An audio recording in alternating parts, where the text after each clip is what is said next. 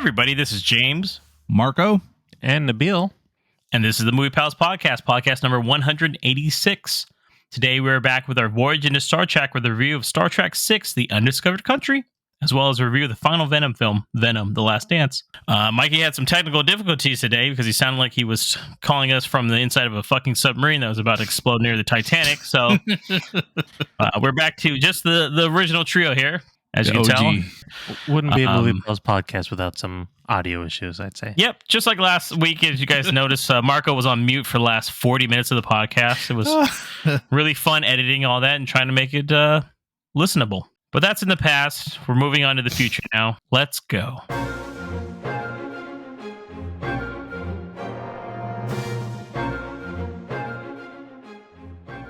So, our Voyage into Star Trek, we're reviewing all the Star Trek motion films, basically, is what I'm trying to get at. So, we've already done 1 through 5. We are now on Star Trek 6. And every time we do these, we do give you guys some background information on them, just to kind of go through them. This one, I've heard the feedback. I've made it a lot more quicker here. So, just some quick things here on some background information on Star Trek 6. Farewell to the original crew. This was the final film featuring the entire original Star Trek cast together. As a send-off, many cast members felt emotional during the filming, knowing it would be their last time they portrayed their iconic characters on the big screen. Inspired by real-world events. The film's Cold War allegory was influenced by the fall of the Berlin Wall and the dissolution of the Soviet Union. The conflict and eventual peace with the Klingons mirrored the shifting relationships between the U.S. and the Soviet Union during the late 1980s. Christopher Plummer's role as General Chang. Christopher Plummer, who played the main antagonist, General Chang, was a friend of William Shatner from their days in the Canadian theater. Plummer even insisted on keeping his character's eye patch as a unique accessory that was bolted to his head instead of worn with an elastic strap. Gene Roddenberry's final input. Star Trek creator Gene Roddenberry viewed a cut of the film just days before his death in 1991. He reportedly had mixed feelings about the film's darker tone and its portrayal of Kirk and Spock's initial prejudice against the Klingons. A surprising cameo by Christian Slater. Christian Slater, a massive Star Trek fan, makes a brief appearance as an officer who delivers a message to Captain Sulu. Slater took the role largely because his mother, Mary Jo Slater, was the film's casting director. I don't know if you guys noticed that or not, but yeah. As soon as he was talking, he's like mostly in shadow, by the way. Mm-hmm. And I was like, is that Christian Slater? Well, and that's him like at his popularity. He's just starting to get big. I thought that was like right before, possibly. Sulu's captaincy. George Takei's character, Hikaru Sulu, is finally shown as captain of the USS Excelsior in this film, fulfilling a long-time wish of Takei's and reflecting a significant moment for his character's growth within the series. Recycled sets and costumes. Due to budget constraints, the production reused several sets and costumes from Star Trek The Next Generation. Notably, the Enterprise A bridge set was a redressed version of the Enterprise D bridge from the TV series. The title's Shakespearean roots. The film's title, The Undiscovered Country, is a reference to Hamlet's famous to be or not to be soliloquy, which refers to the uncertainties of the afterlife. Director Nicholas Meyer used the title to signify the unknown future between the Federation and the Klingon Empire. All right, without further ado, let's get into our review of Star Trek VI, The Undiscovered Country. The Klingon Empire has 50 years of life left to it. To offer Klingons a safe haven within Federation space is suicide. They're animals. Jim, they are dying. And you, Captain Kirk, are to be our first olive branch. Me? The galaxy stands at a crossroads. This is the Starship Enterprise. We've been ordered to escort you to your meeting on Earth. Guess who's coming to dinner? I have so wanted to meet you, Captain. One warrior to another. Right. On the verge of peace. The Undiscovered Country. Star Trek VI, The Undiscovered Country, sitting at 83% on Rotten Tomatoes. The synopsis for the story is, on the eve of retirement, Kirk and McCoy are charged with assassinating the Klingon High Chancellor and imprisoned. The Enterprise crew must help them escape to thwart a conspiracy aimed at sabotaging the last best hope for peace. This one is directed by Nicholas Meyer, who did Star Trek II, The Wrath of Khan in 1982, Volunteers in 1985. Released December 6, 1991, with a budget of $30 million had a box office of 96.8 million, making it quite a success. The movie stars William Shatner returning as James T. Kirk, Leonard Nimoy returning as Spock, DeForest Kelley as Leonard McCoy, James Doohan as Montgomery Scott, George Takei as Hikaru Sulu, Walter Koenig as Pavel Chekhov, Nichelle Nichols as Uhura, Kim Cattrall as Valeris, Christopher Plummer as Chang, David Warner as Gorkon, Iman as Marcia, and Michael Dorn as Colonel Worf. So, again, like we've done with the previous installations in the series, we go over with our history. So, I'm going to start with BDJ on this one. What's your history with Star Trek VI, The Undiscovered Country? I think I've only seen it once. Obviously, I was like 3 years old when this came out, so obviously I wasn't. I didn't see this in theaters. Probably wouldn't. I mean, that'd be weird. I mean, my parents were the type to go see movies soon like that, but yeah, I saw it once, so I've seen it like when I rented it. And truthfully, I didn't really remember this one. I remember General Chang though when I saw him, but I thought he was from another movie. I think a lot of these ones kind of blended for me because I watched a lot of them like as a marathon originally, so it was a lot of like back to back.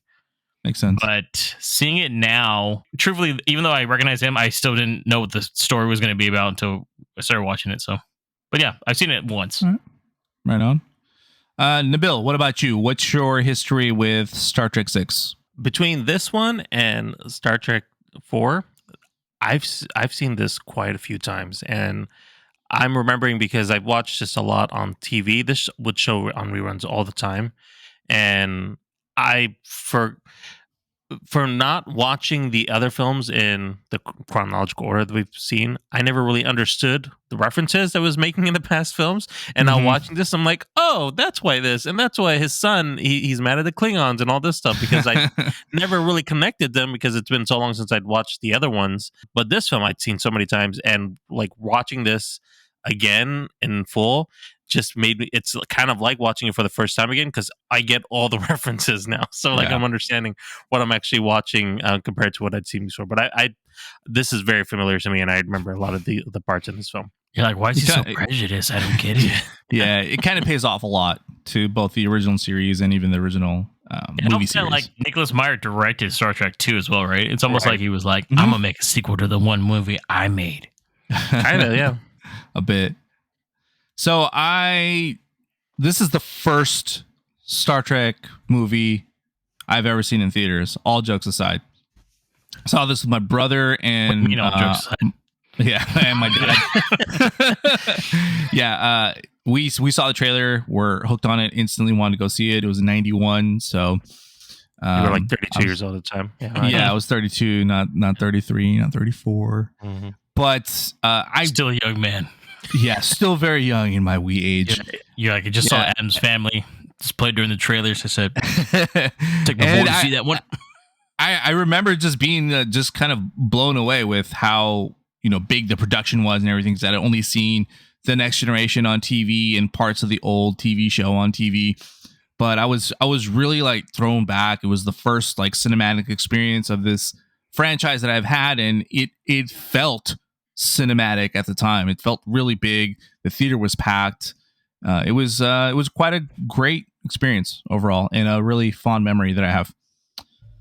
So that being said, we're going to go over our thoughts on the film, and we'll go ahead and keep the pattern going. Start with BDJ. What are your thoughts of Star Trek 6? I actually really like this one, guys. I won't lie. This one worked for me. I don't know. Once again, it's kind of like that whole, like we talked about, where the movies jump. Like all the evil ones are pretty good. All the evil ones are really like, good. Yeah, the other one's like, the last one was, Kirk. And I thought, well, once again, if you recall, it's been a while since our last one, but I thought it was okay. But this one, I thought really worked. I liked everybody kind of got their moment in this film, I think, especially with their kind of final send-offs. And I think what also really worked for me, too, in this one was that out of all of them, obviously, this is the most modern out of the 6 we've seen, obviously. So it actually looked the best to me. And I know that this 4K version, there's a slight cleanup that they did because there's a few shots that they wanted to clean up. So some of the visual effects are cleaned up. So I get it that they didn't always look that great, but I mean, from what we get in home release now, I thought it worked. I like the characters. The story was still simple to a point, but it had a really good kind of theme going on throughout it. So overall, I surprisingly quite like this movie. Right on. What about you, Nabil? What were your thoughts on this film? Yep, the same thing. I really enjoyed the story. There was, I feel like, a good plot that they were doing, trying to tie in everything. I honestly think it was a pretty good send-off for the main three characters, for Spock, Kirk, and Bones, but maybe not so much, even for a little bit for Sulu, but like Uhura was still definitely underused. She's just kind of there. I don't know what she's doing over there. But they're like, she'll get a few lines. Okay, that's all we can give her. That's all they can really do with her. She's got a few comedic lines in there that work. I mean, she was better used in a couple other films, so she's had a little bit of more screen time. But this one, I think, 4 is the most we see of her. 4, yes, definitely right? 4. Yeah. Really? I would say she goes on her own little side adventure with Chekhov. Yeah. Mm-hmm. What do you think, Mikey? Yeah, I mean, so well written.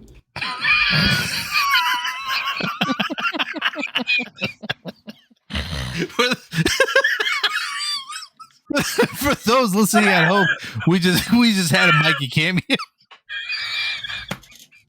Surprise jumping, guys.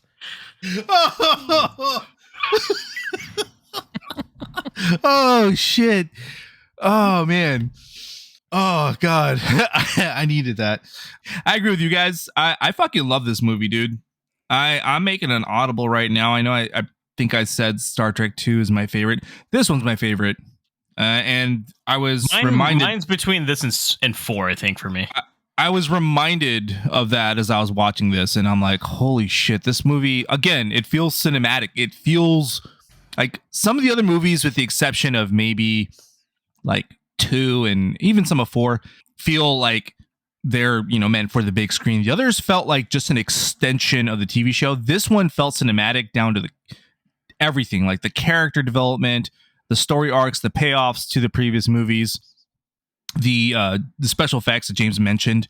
Obviously, this was made in 91, so its effects were better, but even still, like they just look great. And it seemed like a really good wrap up of the previous installments. So yeah, I fucking enjoyed every single second of this movie. Anything in specific that worked for you guys? I'll leave this a little open. Or what didn't work for you guys? I will say the one thing that I just thought made it so a bit dated was the scene where the Klingons are getting attacked and the blood is kind of floating around, and it looks like early 90s graphics where it's just kind of like this blob of. So I was like, this is kind of a bit all right. It kind of added to the charm of it, I think, though. I mean, it added to the feel of it, and it's very much of the time. So I'm not like I didn't realize their blood was like purple, by the way, or whatever. Well, and that's the other thing. It drops down. It looks like goo.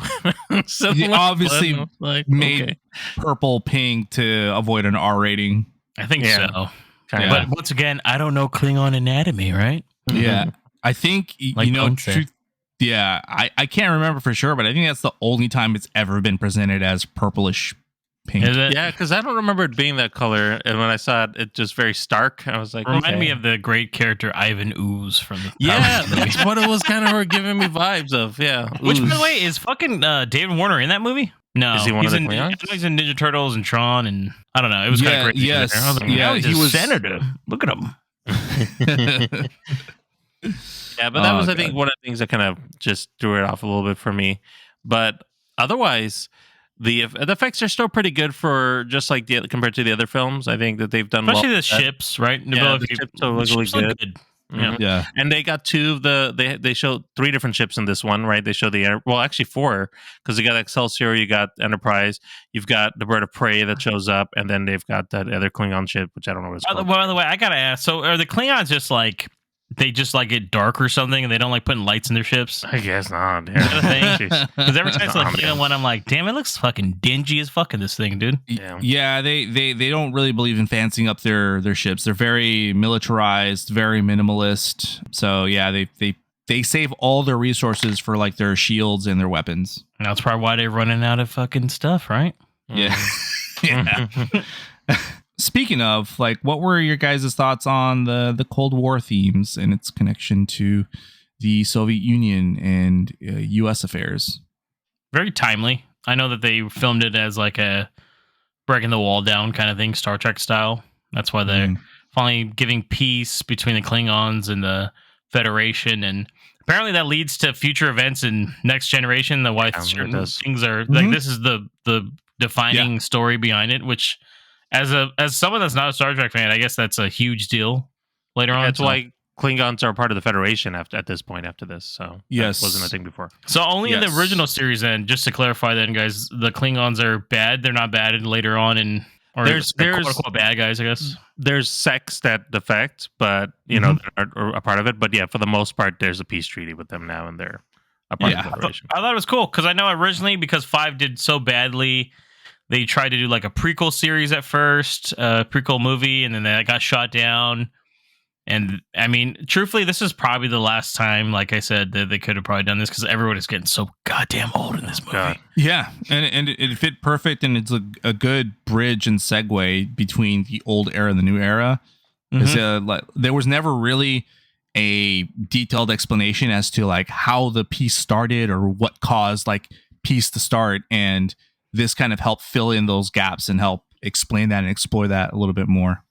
Yeah, no, it was cool, and it was like definite, it's definite like themes, like the fall of the Berlin Wall was pretty right on the nose here, and I thought they did a really good job with it without being too cheesy, is what I'm getting at, So they made it kind of even an espionage-esque, right? Like they had an insurgent, there was a saboteur on board, and they were trying to figure out who that was, and it was, I know we didn't really say at the top of this call, the pod, but as we always do, we're going to spoil the hell out of this film.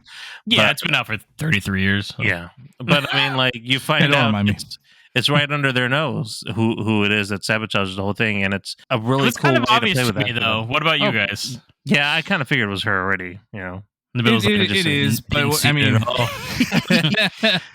when you're 8 years old and you're watching this movie in theaters, you're like, oh, what the fuck? What's going on? Who is it? And it's like, oh shit, it's there. Why did Spock bring that young lady in his room with the drinks? I know, right? I thought that was more interesting to me because I was like, wait, does he have a thing for her? Is something about to happen? Dude, I love that scene where he does the mind thing on her, and I was like, that's his specialty. He about to kill her. Yeah. I don't know a lot about Star Trek, but I know when he pulls those 3 fingers out. Because what we're talking about here is like, okay, like Nabil said, we're spoiling shit. All right, like basically, it comes to find out that Valeris is the one that is part of working with the culprits who are assassinating the Chancellor and everything. So it's quite obvious at the beginning if you've seen the movie, but if you've never seen it, maybe you catch it, maybe you don't. I don't think it's super. You definitely know Chang's the bad guy. Yeah. First off, he's fucking with Kirk the whole time, just pushing his buttons. Always wanted to meet you, and then I was like, "Why is one warrior to the next? Why does your face look so dry? And why is your name Chang? Seems kind of Asian, like kind of racist, but okay." Which Christopher Plummer played really well. Like he just I forgot it was Christopher himself. Plummer, dude. Yeah, I was like, he is such a top-notch actor. That's why. Yeah, classically trained too, and he's saying the Shakespearean lines. I'm like, my God, it just fell right into the role. Like he embraced it and wasn't, didn't feel silly about it or anything. I loved that he was all about it.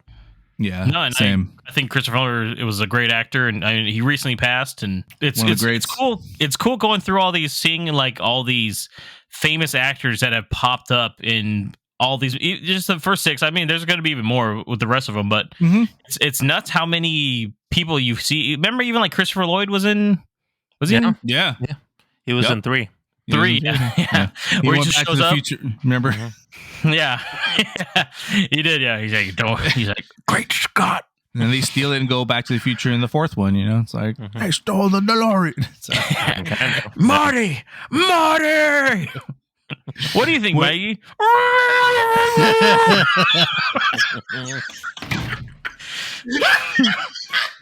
Okay, thanks, Mikey. Oh shit! So, sticking to characters, what were your thoughts on some of the character growth? And Nabil, what were your thoughts on Kirk's prejudice towards the Klingons because of his son's death? I think definitely works in this film. I will say that it does seem a bit over the top compared to like the last film. Just like, oh, like he really hates them now. I'm like, okay, but it does, like, that's the feeling he should have had throughout all the films, you know, since then. Because it was, I feel like when he watched the third film, when his son gets killed, it's like he doesn't give it a toss. Yeah, no, I think he's pretty pissed. He is, but I feel like I think he even says something to the guy, right? He does get like, you Klingon bastards or something, right, or something like that. Yes, yeah. Yeah, so I don't know, I just feel like that emotion wasn't as strongly portrayed in the other films, but in this one, like, that's what I would have expected. There's rage and hate towards him, so like it makes sense to me. But I also appreciate the fact that he was trying to be professional, right? Like, he is the captain and he understands the gravity of what's happening over here, even though he doesn't agree with it, and didn't want to risk creating, essentially, like, we were talking about the Cold War themes, creating like the equivalent of a nuclear war, you know, and like blow up the whole fucking galaxy over this. So like, I think that was a great fitting towards his character, and worked really well with where he's been and where he's going, and does kind of ultimately give him a sense of like that final piece of growth before he exits out as a captain, of what all he's been through and what he's had to suffer to finally get to this point before he retires. Yeah, it was a little kind of out of nowhere, his hatred, but it was sort of there in the background. I do think he plays it well too, and that line where Spock was like, "They're dying," he's like, "Let them die." It's like, fuck, dude. Like, you just hear the hate in his tone, and he hands it up. But I think it works for this scene. Yeah, it could also be William Shatner, you know. Could be all Willie there, just giving it his all. Which, speaking of Spock, James, what were your thoughts of Spock's idealism and him challenging him to rethink his views? I think it works well in this movie because he has an idea. He has always had this kind of feeling toward how everything should go, right? Throughout at least through these movies. I don't know. The show obviously had some stuff that I don't know about, probably, but he's even trying to kind of get Valeris, right, in this film to become like the new Spock. Is that what's going on, right? That's what it kind of seemed like. Yeah, that was the expectation. Yeah, so it just shows that he always. I mean, I don't even think his views get challenged, I think, in every movie, quite frankly. But in this one especially, they're trying really hard to prove the innocence of Kirk and Bones, right? So he's working on it. He's trying to uncover what's going on, and he's changing throughout it in a way too, where his thoughts throughout the film change about, like, are they the best people to be in this position? You know, are they too old for this? At one point, they make a joke, or he kind of jokes with Kirk at one point, like are everything's starting to hurt now, and you know, maybe like we need to stop doing this stuff. And I almost feel like that's the actors talking to each other, right? Yeah, kind of like realistically, they're almost just telling each other, like, hey man, this might be it. So and in theory, not really for them, actually, these two. So everyone else, yes, but these two, they got a few more in the belt. So all right, yeah. But I think they do a good job, and it shows just, and he's becoming more of that human side shows throughout the film, I think, especially in this one. So I mentioned, I think when we were watching part 5, that we have a scene where Sulu shines and he does a crash landing, and he's like, it shows like what a like seasoned veteran he is. And it pays off later. And this is kind of what I was talking about, is his promotion from helmsman to captain. I thought that was pretty cool that they kind of this is one of the few things I remember from this movie, is that he became the captain of the other ship. So, and just in his brief little like scenes that he has, like I felt like he was hardened and like he knew like what to do and stuff. He had learned from the best. I don't know if Nabil felt the same way or not. He always hated Sulu. No, I'm just kidding. I think especially they take this in particular, and in the Kelvin timeline, they give that Sulu a much like a heightened role, I think, as well, because of the actions of the previous one, and they're based on it. He's a much like stronger character, I think, too. Well, and I think just in general with like how this film is ending, I admire the fact that they really tried to make sure the characters did grow in their careers, because obviously they're older, right? They could just as easily be like, it's the same crew in the same ship, it's always Captain Kirk, and it's just like, but no, everybody's a commander. A couple of them are admirals. Obviously, Kirk got demoted.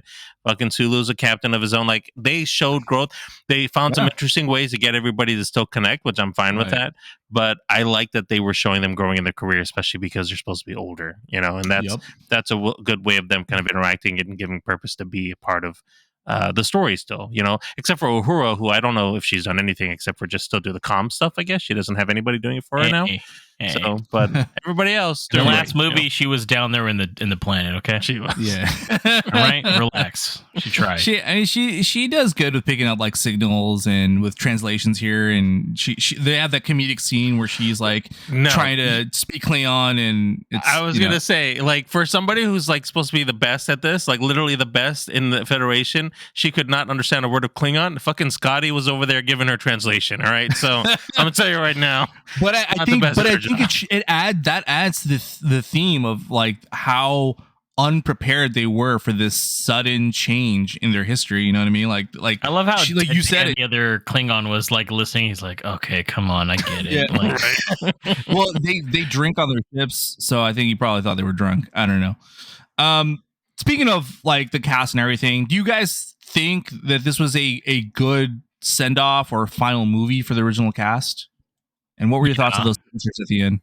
I think so. I think it was a good send off, just because, like I said, they were getting real. I mean, I'm surprised Bones wasn't walking with a walker, man.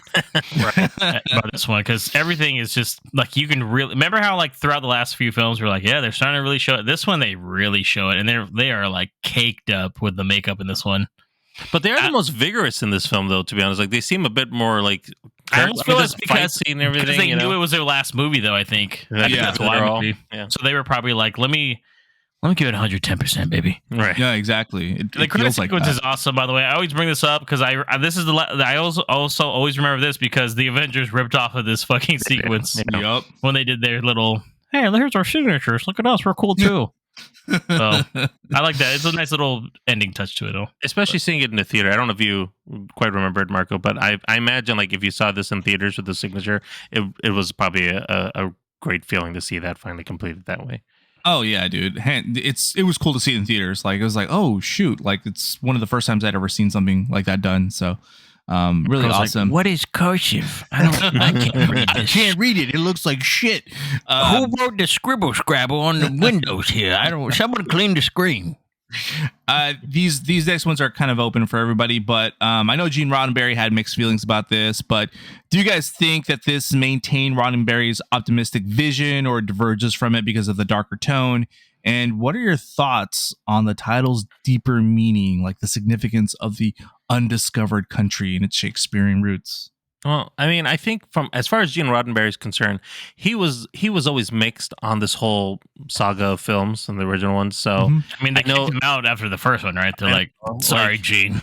It's not what he wanted it to be. But in my opinion, I think as it got to the end, especially in this film, this kind of got it to that full vision of him of trying to have the altruistic Federation finding peace and exploration and discovery around the galaxy. And I think this was what needed to happen, where they finally resolved the Klingon situation, and seeing that like Kirk was able to make peace with himself and find ways to like bridge that gap between both sides, because not both sides were kind of having we're trying to sabotage just peace talks. That I think it does ultimately at the end fully realize his vision. And I think going on to the next films, they kind of, well, at least in the TV series, like the Next Generation, that starts feeling more like what he was looking at as far as what he wants, but his vision was. But I think in this film, this is where it really kind of comes close to what he was looking for as it. Yeah, it really shows that to get to that utopia, it's going to be like a hard, long road. It's not going to be like overnight, and there are going to be people that are going to like root against it and stuff. And I think some of the future shows even borrowed that tone from it as well, and show that things are better, but also there's still some issues that they're still working on, because they always want to improve upon what they've built before. But this show, I think, like you said, Nabil, like it captures it perfectly. It shows the issue, and it shows like the hopefulness that we can get there eventually. Yeah. I like that Shakespearean quote. I can't say anything about the Gene Roddenberry stuff because I don't know too much about it. Mm-hmm. But the Undiscovered Country, with its dual meanings, it's like for the future of the Klingons. It's about even the cast and their careers after Star Trek. I think it's beautiful, man. It's a reference to like you don't know what happens when you die, right? It's all undiscovered, and I think it really works for this. The younger James. There's no way I would understand this quote that well. I would have been like, "What do they mean? They're looking for a land? A land?" I know, right? I was confused as a kid too, and I was like, "What undiscovered There's no way country?" you caught onto that. Like, and they're quoting like Macbeth and all this other Shakespeare stuff throughout the film. So I actually really like the title of this one. So, hindsight, it's a really good title for a film too. Oh yeah, really. Definitely. Especially with all the political things going on with it too. It's really I think it's really well done. Yeah, absolutely. I think even though it's a darker tone, I still think that it has like the best of both worlds, like the darkness slurring in the background, but also the hopefulness, and with the happy ending, that we get. I think it works perfect. Yeah, and with that being said, though, I say that would, like you guys said, that would add to that optimism of Roddenberry. I would think it's like there is a way through all this darkness and such. Even though characters are not perfect, they find a way to try to become better by the end. I think so. Yeah. Let's get into our rating of this film. We'll start with BDJ. What do you rate Star Trek 6, The Undiscovered Country? I would give this one a 4 out of 5, and I highly recommend it. Star Trek fans probably love this movie, I'm assuming. It did really well, but even if you're coming in blind, I think as long as you've seen... I don't know. Do you guys think you can just see this one without seeing any of the other ones? I think yes, you can, so. But I feel like you'd want to watch 2 and 3 at least, just because of the whole Klingon thing in the sun. That would make sense. Would give you a lot more, especially for somebody who hadn't seen it for a long time and finally got that to click for this. I was like, oh yeah. I was like, I've seen this movie 9 times. My God, I never knew this is what it was about. But yeah, I'd recommend it. I had a lot of fun with this one. Nice. Nabil, what do you rate Star Trek 6? I also gave this 4 stars. I think it was an excellent sign off to the saga of films, and I kind of feel like it's worth the watch, even alone in this sense too. But yeah, if you go run through it, or you've been running it through it with us, this is a great cap off and a good payoff for the whole series. Awesome. I rate this movie 5 stars. I think it's amazing. It's my favorite one of the original series. It's a great memory. Again, I saw it with my brother and my dad. It's one of the movies that I remember the most, seeing with my dad and him enjoying it and having a good time with him. So with that said, I would recommend it too. Any last thoughts? I know mine is really, we didn't really talk about the action much, but I was going to say the action set piece at the end with the Enterprise against General Chang was great in how they rigged that fucking torpedo. Oh yeah, that was cool. The epic shot of Kirk saying fire and then that fucking torpedo like just following that fucking ship was fucking dope. I don't know if you guys enjoyed that or not, but I did. No, I thought it was well done. Like I said, I liked the effects, even though they're dated from 91, but up to this point it is the best looking one. So it definitely looks good. So yeah, I also want to add too, just but we didn't really talk about it, but Kirk almost died, and it was very 50-50 shot if he was going to get killed, and I think that's hilarious that it just was like he literally almost got vaporized, and it was the alien that got shot, but it really could have just been him. So I feel like that whole film could have ended right there. So, dude, for real. Foreshadowing. I like that they show Worf's ancestor in this one. He's somewhat of a lawyer, I guess, or something. Yeah. It was kind of cool because I mean the show was Next Generation was going on when this movie came out, so people were probably like, "Oh my god, look at that!" So it's kind of cool. And he unsolves the mystery at the end. This is not Klingon blood. Wait a minute, this isn't purple. Purple is our blood, remember? All right, that is the review of Star Trek. Thank you, Marco. Let's move on to our review of Venom: The Last Dance. This is your captain speaking. If you look out to your left, you'll see a beautiful view of the Grand Canyon. Told you we could fly! Oh, the sun grows,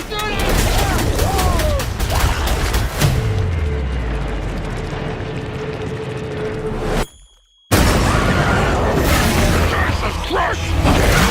Where did this show?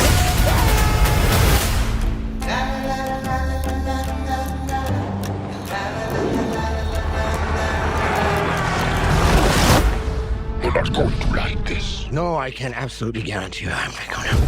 My home has found us. Who sent that thing? My creator. Of course. Venom: The Last Dance. 36% on Rotten Tomatoes. Eddie and Venom on the run face pursuit from both worlds. As circumstances tighten, they're compelled to make a heart-wrenching choice that could mark the end of their symbiotic partnership with Sony. Directed and written by Kelly Marcel, this is released on October 25th, 2024 in theaters with a budget of $120 million. This stars Tom Hardy as Eddie Brock Venom, Chiwetel Ejiofor as Baron Mordo. Sorry, I'm just kidding. It's Rex Strickland. Juno Temple as Dr. Teddy Payne, Rhys Ifans as the Lizard, Stephen Graham as Patrick Mulligan, Peggy Lou as Mrs. Chen, Clark Bacco as Sadie Christmas, and Andy Serkis as Null. So, guys, here we are. 3 Venom films. We have a bit of a history with these ones. You guys famously remember Nabil and I knocked out during the first one for over an hour and a half at one point, I think. Only saw the first 20 minutes. Never watched it again. You never saw it again? Saw what I needed. It's okay. I went back and watched out during the second one, I think. I don't remember who I saw the second one with. I remember it was right after COVID stuff was starting to come back. So probably Mikey. I know, definitely Mike. Yeah, definitely Mikey.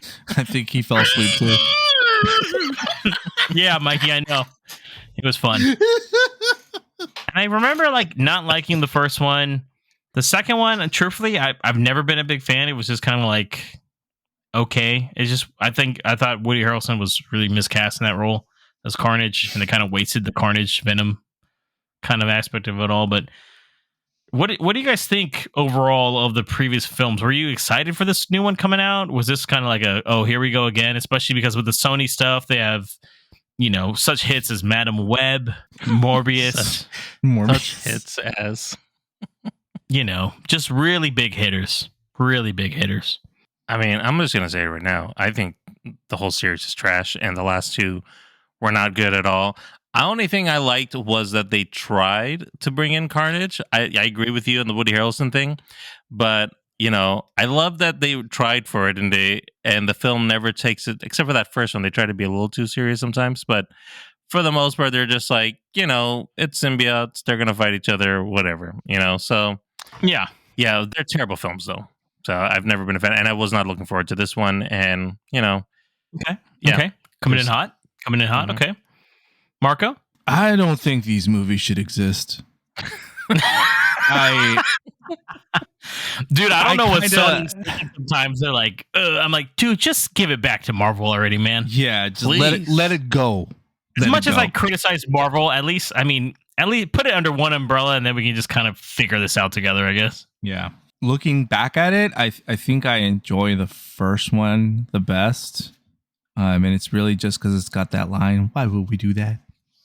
Yeah. And it's a lobster scene. It's just a lobster scene. I think the second one, I think, is terrible because of what they did to Carnage. I don't know if we're getting into this one or not, but we can just jump in. So we'll start with you, Marco. What did you think? What? Tell me what you thought about Venom 3. I didn't watch Venom 3, dude. The Last Dance. Sorry, I didn't watch Venom 3. I watched a shit show put together with random ass scenes, random ass lines, random ass tones, and a character that looked like Venom sort of sprinkled in there. That's what I saw. And the movie was titled Venom: The Last Dance, but I didn't see a Venom movie. He dances up to the name. I thought this movie was a shit show. I think that if you just watch the trailer and don't watch anything else, you'll be fine. Okay. Pretty good take there. Nabil, what about you? I think that of the 3 films, this is the best in the franchise. I enjoyed this the most, and that's saying not a lot because I didn't really enjoy it that much. But I think there were some elements of here that I found entertaining. I liked that Venom was more silly here. Each film, he gets a little more silly and silly, whereas Tom Hardy's character as Eddie Brock was a bit more, I don't know, subdued to some extent. He was much more stoic for some reason. I didn't like that. And I think that was always the best part of these films was Tom Hardy and him kind of playing this duality role. It was the most entertaining part of this film. And in this movie itself, I think that works pretty well. I don't think a lot of it is like, I never felt that they had this buddy situation going on, and this film is more like a buddy cop. I was like, I don't know if this whole like we're best friends suddenly thing's happening, because Eddie Brock's fighting out of nowhere Venom throughout all these films, the other two the whole time, like not wanting him, it's saying he's ruining his life, and then in this one they're like best friends. I think it's because after the second one, he kind of embraces it, right? Yeah, they do. I guess that's just that. But they've been together for a year, living his life as hell. So I didn't realize it was like such a short time span. By the 3 movies, it's literally just a year. Like just a year. It's a lot happening in 1 year. Just in case we need to erase this from everyone's memories. So. Yeah, so I mean, like, it was better than the others, but it's still not the best film in general. What about you, James? What were your? Would anything work for you at all? I actually like this movie. Yeah.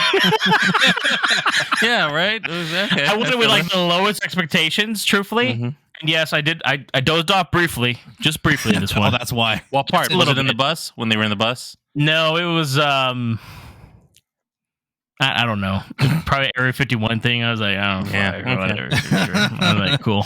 We just woke up there in Vegas. I was like, oh, shit. I think it's the best one out of the 3, truthfully, too, which is not saying much. The whole Sony Spider-Man universe is ridiculous. Spum, as they call it, right? And I think the reason why, I don't know, it's just that they've never gotten the characters right, in my opinion. Eddie's really like a bumbling idiot in this one. He's just always like sweating the whole time. He's got like a massive hangover. Venom's silly, and it's supposed to be kind of, I wish he was like what he's supposed to be like a truly horrifying, scary character, which I know Venom, there's supposed to be like a mix, right? So, and I don't think they do the greatest job with it, but for this one, it's just like, if you accept that character for who he is by this movie, it worked for me for the most part. The antagonists have always been really bad in these movies. Even Carnage wasn't even the greatest, and he's a household name, right? The Noel introduction in the beginning was so much just throwing it at you like, this is what we're looking for, you know? And Noel, I don't know a lot about Noel outside of just what I see on Marvel Snap, so it's not like a lot of information in my opinion, but he looks like he's a badass, and it looks like obviously he's supposed to be, apparently he's going to be the bad guy in Spider-Man 4 or some bullshit, so we'll see. Jesus Christ. He's supposed to be the big bad guy. Like, they've changed the Venom character. He was supposed to be the bad guy in this one. Yeah, there really wasn't a bad guy here. The whole Venom thing is like he's kind of like an anti-hero, like a Deadpool kind of thing. Not as witty, but like in that sense of doing good things, but as a bad guy also. And Null is supposed to be like the symbiote god, like he was supposed to be here before the universe was created. So his whole purpose was that he's so evil, the symbiotes turned on him and captured him in prison. Yeah, and so now. There was such a thing about like how they introduced him, and honestly, I didn't even know it was Andy Serkis that played him. Neither did I. So then I was like, okay. I only knew because they announced it prior, which is funny because Andy Serkis directed the second movie, by the way. So right, so we could have done this as well. Kelly Marcel was the writer of the previous 2. This is her first time directing a movie, and it's you know, that's fine. But but I mean, there was things I thought the CG looked really good. I think the last act is the best part of the movie. The action sequence from a certain point on, I think it worked for me. Everything before that, though, was, oh my God, it's like beyond cheesy. So many dialogue things. But it was, to me, though, it turned into like a movie that was so bad it was good to me. Like, I was laughing a lot in this one. Having a pretty good time. Just how ridiculous. It was just ridiculous. Some silliness. You know? Yep, I'm with you there, James. Yeah, like I was literally like, me and Mikey both had a pretty good time watching it because I was just kind of cracking jokes the whole time. It was just like a really good crowd, and I was like, you know what? I think it just moves all over the place too much, man. They go from one location to another. Oh like, yeah, really it's a series of skits. It's a series of skits, almost, right? Like the fuck. At one point, the fucking general guy is like, "Oh, we gotta call in the team," and it's like the next thing the team's there. I'm like, no, they're called the 6. Couldn't bring in the 6. Couldn't even show them in the Osprey first getting there. It's just like, no, they're there. It's like, where's the geographic location of this? Dude, Hold on, they're quick out of nowhere. I'm like, damn, they're already in Mexico. Yeah, the tonal shift was different. It's like I felt like the other movies handle the dark comedy better than this one, which is sad. Like this one, just felt cringe. They felt lightened up on it, in my opinion. This one, I mean, he's still ripping people's heads off in the beginning, but yeah, I don't know. It's one of those things where I think they try to make it like, oh, he's supposed to be funny, and like Tom Hardy's still somewhat confused sometimes, and it's just, I don't know. It doesn't work that for the most of the film, like I said, until the very end for me. I think it worked better when they didn't embrace that, when they weren't aware of that's what they were making. I felt like it worked a lot better because it just hit more. Like, whereas when they're pushing into it, it's like, no, you're ruining it. You're doing too much. So. Yeah, no, I agree. And truthfully, the plot itself is, I think, utterly ridiculous with how.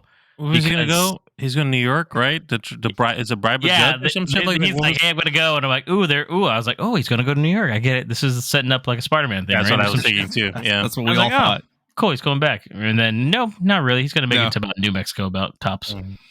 And I think it's one of those things too, where the plot itself is just, it's pretty simple if you think about it. He's just trying to get back, and things happen to him where Rex Strickland comes in and has his force, and they're getting all the symbiotes, and we get all these symbiotes too, and like they're supposed to be like significant symbiotes, right? There's different ones, right? And they're big deals in those comic book series for sure. But yeah, definitely. I'm not sure where they came from, but they're there. We don't know. We don't know a single name of these damn things, though, right? No.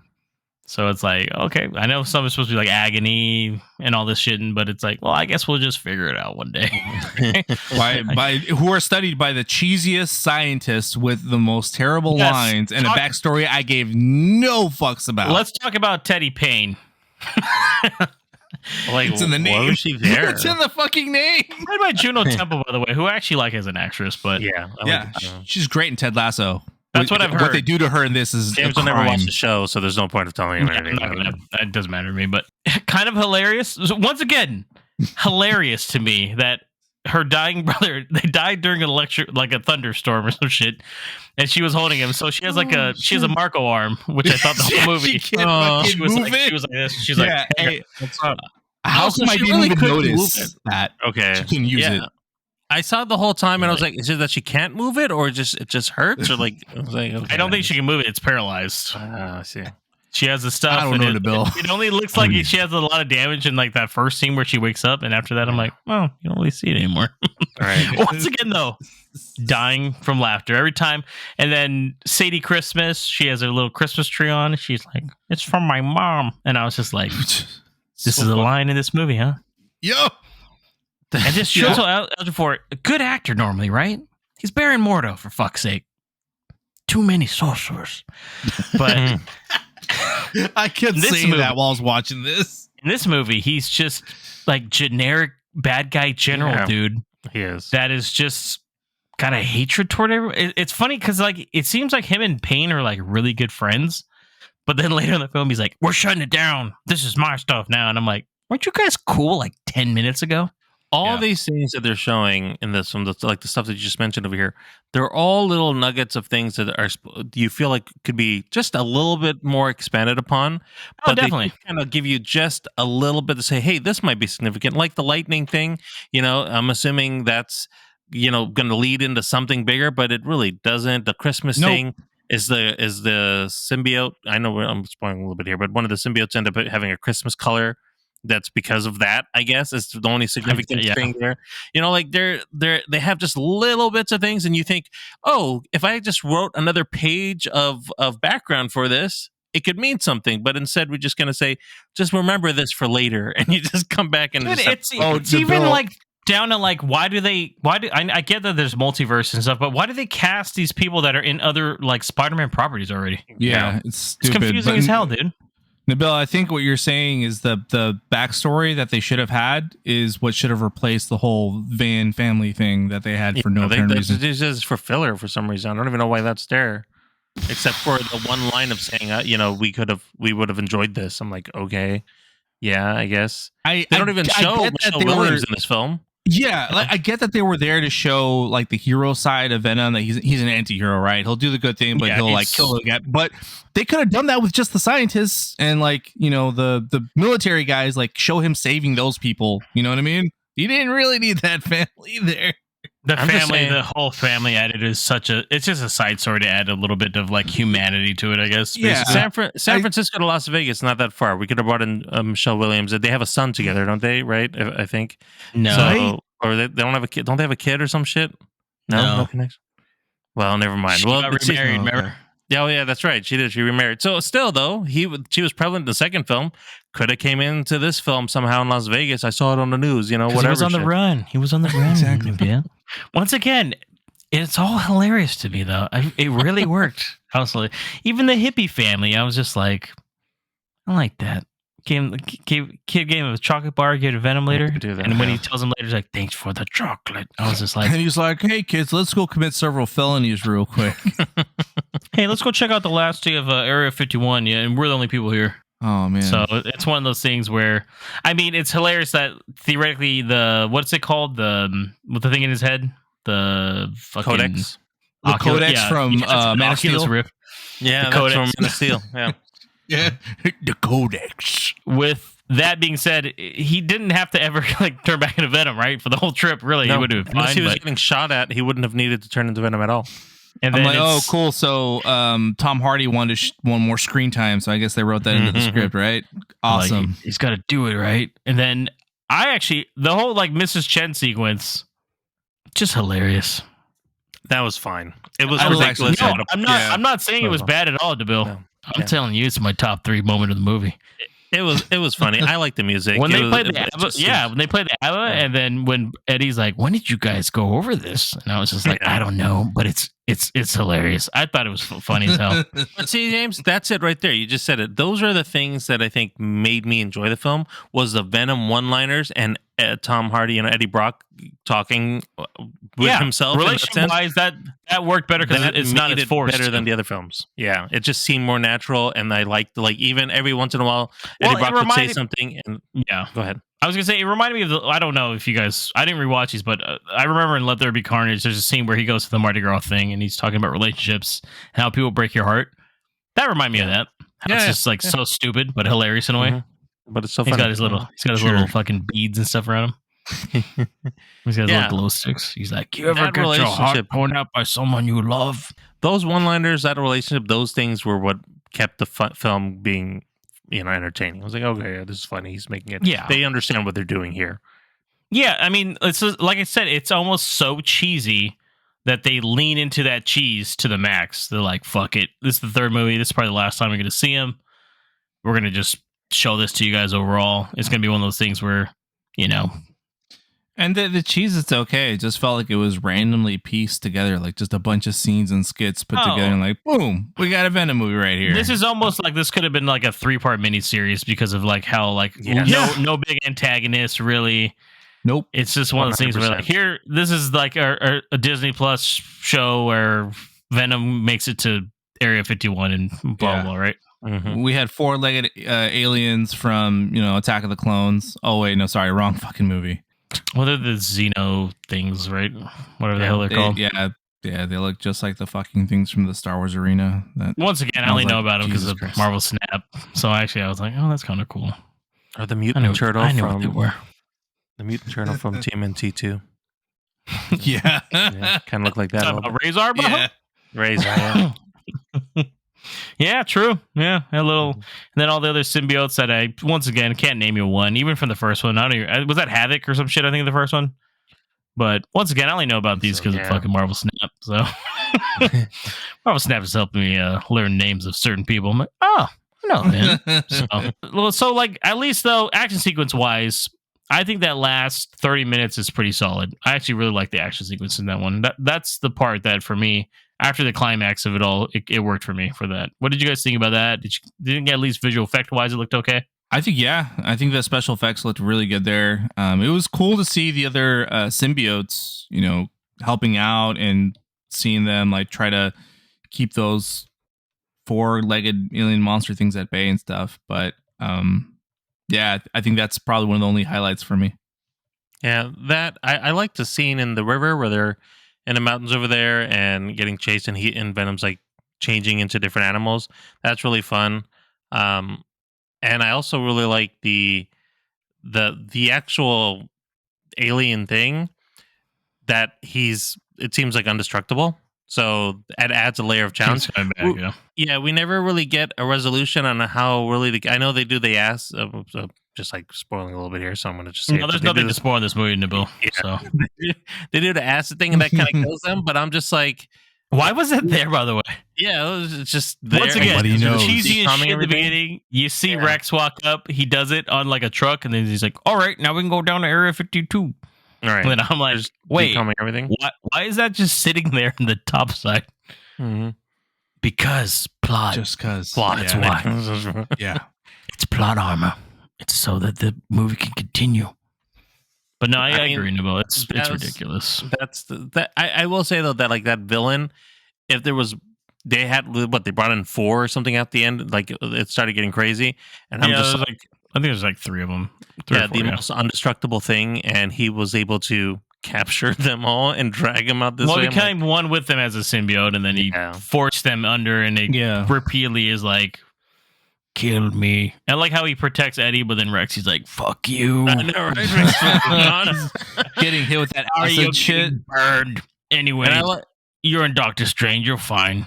I like that Tom Hardy or Eddie does not, he's not hit at all because that one door is apparently immune to acid. I don't fucking know why. Everything else can be destroyed. Literal plot armor. Yeah, right. He just held it over him. He's like, oh no. And then that's when Payne became one of the symbiote and became the Flash. Yeah. It's pretty cool. Much. That's pretty cool. Very nice. I like it. Yeah.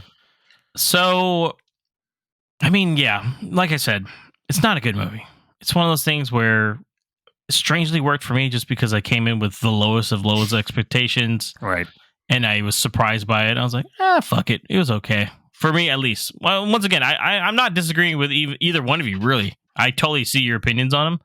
And I agree. For most people, it's not going to work. I think only if you really like the other ones, because there are apparently there's some fans, because it's made enough money throughout the whole fucking run of these things that people will just keep going back. Maybe this film, I was reading something. It's with the international release. It's made $175 million for the weekend.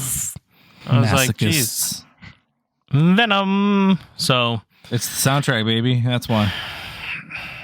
That's from the first one, though. Fuck. So, I mean, we're going to spoil the ending a little bit here. So if you want to skip ahead to our ratings, go ahead. I don't think it's much, but what did you guys think then, open floor, of the Venom sacrificing himself so Eddie would survive and they would kill off these creatures? Oh, is it so he can be in Spider-Man 4? I don't know if he's going to be in Spider-Man. They kind of backtrack in a lot of the MCU. Or in the Spider-Verse, you know, it's... It was. You mean when Morbius showed up at the end? It's Morbid time. It's Morbid time. I'm here to save you. What's your name? I say it worked a little and just shows that they should have focused more just on Venom and Eddie, because that's where the movie shines the most. And not the 15 characters at the end.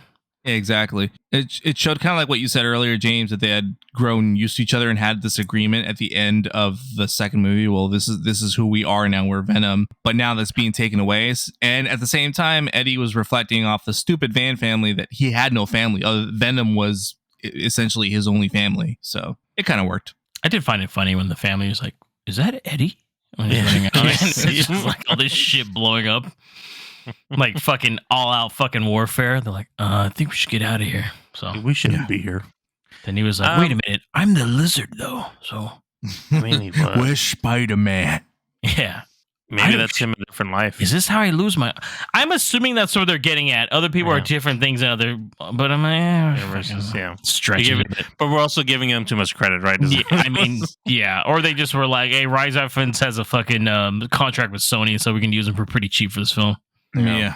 Might be. I will say, too, I think part of that self-sacrifice for Venom, to me, was that they wanted to kind of get rid of this particular version of Venom. I thought so too. When they bring in Spider-Man, because there's no way in my mind he that left they a little bit of the himself in the MCU, right?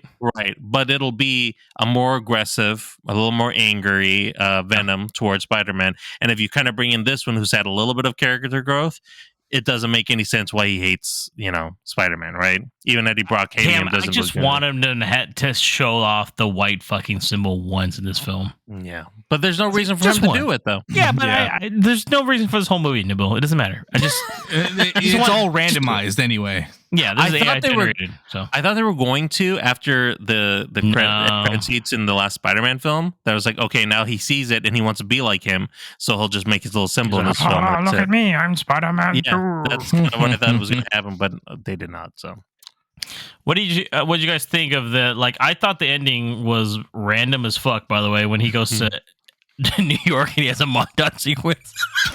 Once again, so hilarious, dude. And he's like, "I'll always remember you, buddy." And when he's looking at the still hasn't showered, by the way.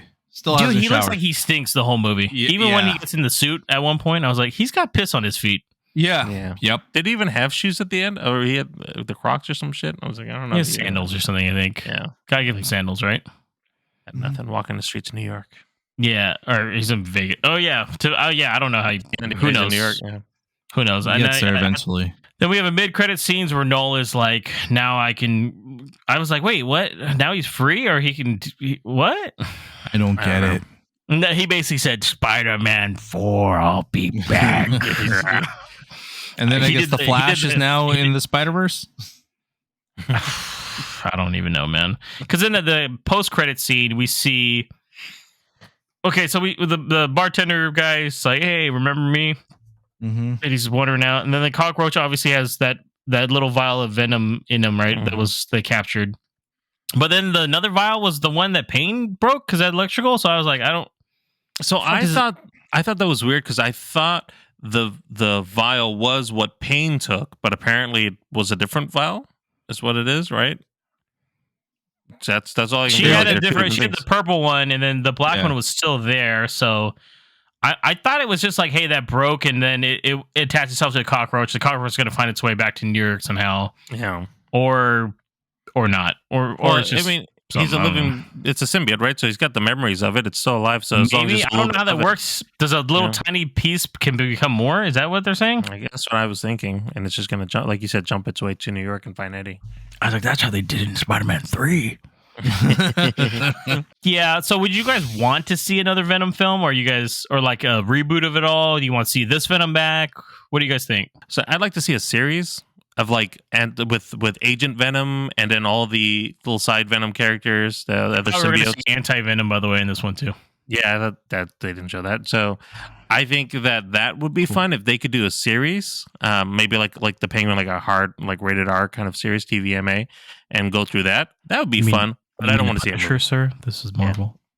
Yeah. Oh, it's the Punisher. Yeah, you crazy. I don't think that another movie. I'd really want to watch it any more than just give me a Spider-Man movie. Like, I'm fine. Just fucking bring. What do you mean? Craven the Hunter is showing up too. Another anti-hero who was never anti-hero. Like, we're on the fucking S Squad, the Sony Squad. The S Squad. Yeah, I just want him in Spider-Man. I'm like, we don't need more of this. Really. Would you want to see Tom Hardy back? If or someone else? Yeah, I like Tom Hardy. I think Topher Grace. Topher Grace. Well, they have the Flash character in the Homecoming verse that they could use, I guess, as Venom. Indian brother Flash. Over there. No, we could. Tom Hardy would be great as Venom. I think Tom Hardy would, and Marvel's already done like the multiverse stuff where like, hey, it's Eddie Brock, but it's a different Eddie Brock. Maybe there's another Eddie Brock that's like still a reporter and he's super like an asshole. Even though his age gap between him and Tom Holland is insane. Like, why is that old guy fucking bothering you? I don't know. He's an asshole, right? True, because they've already shown that there's different Spider-Men and they all look different, so they could technically recast Eddie Brock and say this is our Eddie Brock. I don't know. What's that guy's name who plays Reacher, the new Jack Reacher? That'd be perfect. He could be the Eddie Brock guy. Dude, he'd be perfect. Yeah. Menacing as fuck. Something else lined up with DC right now, so I don't think it's gonna happen.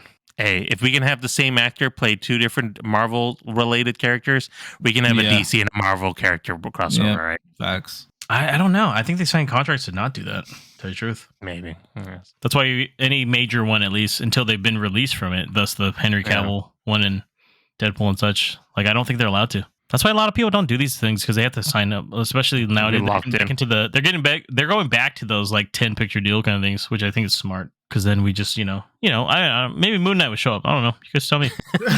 I'm still waiting. Still waiting. Yeah. Cliffhanger ending there. Cool. Thanks. So, okay, guys, let's start with some ratings here. Marco, we'll start with you. What do you rate it? Would you give it any recommendation to anyone? Probably not, I'm assuming. I give it 1 star. And no, you can just watch the trailer. I mean, if you're morbidly curious, sure, watch a matinee or maybe watch it on stream. I don't know. Yeah, I'll probably never watch this movie again. Nabil. As much as I was shitting on the film, I gave it 3 stars. It was holy shit, Nabil! Jesus Christ! Like James, I had no Hobbs and Shaw all over again. Yeah, I don't really like it, but it is in my top 10 of the year. It was enjoyable, but if you really sit down and analyze this film, it's pretty shitty. But watching it in the theaters, I had a fine time. Yeah, I gave it 3 stars too. Like I said, I feel like I gave it the most positive review out of everyone here. So it makes the most sense that I gave it 3, not Nabil's fucking rating. I mean, that sounds like a 2, Nabil, but okay. But yeah, I gave it 3. I think if you like the previous ones, you're gonna like this one. It's a total popcorn flick to me, man. Turn off your mind, watch Venom fight people and shit and cut off the heads of aliens, and technically that's really what I saw. And I, for the most part, like I said, I went in with 0 expectations, and I left the theater and I was like, it was okay, and that's like a 3 for me. Like, I'd probably rewatch it down the line. Yeah, but yeah, I can definitely see, like I said, why Marco gave it 1. Don't see why Nabil gave it 3, but here we are. So All right, that is the end of the podcast. We appreciate you all for tuning in. Marco, let them know how they can reach us. You can listen and follow us on your preferred podcast platform. We are everywhere. For a convenient link to all our social media channels, visit linktree/moviepalspod. That's linktr.ee/moviepalspod. And remember, smash that subscribe button and you'll never miss an episode in this spinoff or the next, I guess. Plus, catch us on TikTok for sneak peeks of upcoming episodes and more exciting movie content. Follow us at Movie Pals Pod. Thanks, Mikey.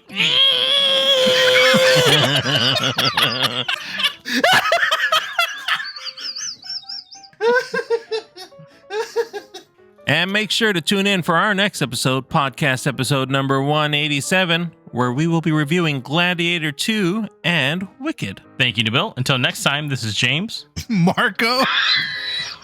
And Nabil. And that was Mikey. Thank you, everybody. Have a great day.